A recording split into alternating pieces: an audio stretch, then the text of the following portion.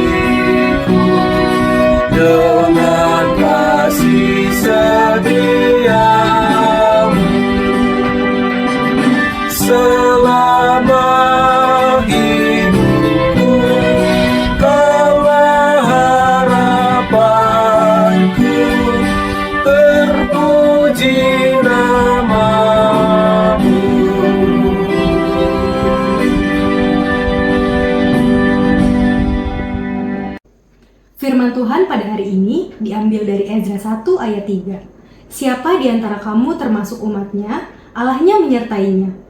Biarlah ia berangkat pulang ke Yerusalem yang terletak di Yehuda dan mendirikan rumah Tuhan, Allah Israel, yakni Allah yang diam di Yerusalem. Demikian firman Tuhan. Saudaraku yang terkasih, di dalam nama Tuhan Yesus Kristus, kita boleh familiar dengan salah seorang tokoh atau raja dari bangsa Mesir yang bernama Firaun.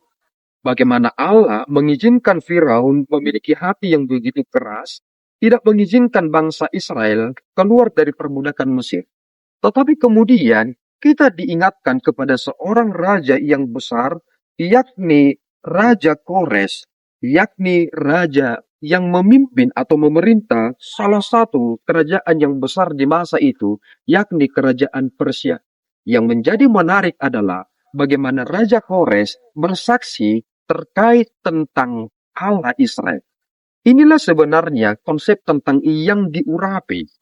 Tatkala ada teks Alkitab mengatakan bahwa Allah mengurapi Raja Kores, arti pengurapan itu adalah dia dipersiapkan untuk sebuah pekerjaan atau pelayanan bagi Tuhan. Dan apa yang dilakukan oleh Kores? Pelayanannya adalah dia mengizinkan bangsa Israel keluar dari perbudakan untuk kembali ke Yerusalem. Tujuan mereka adalah untuk mendirikan bait suci.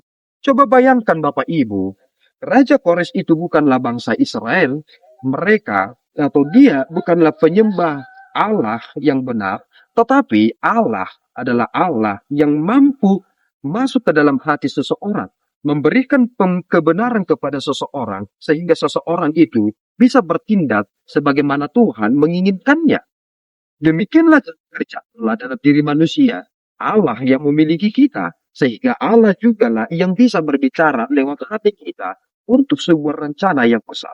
Jika kita melihat apa yang dilakukan oleh Allah lewat seorang raja yang bernama Kores, kita sekarang semakin mengerti bahwa kita memiliki kepastian untuk terus berharap.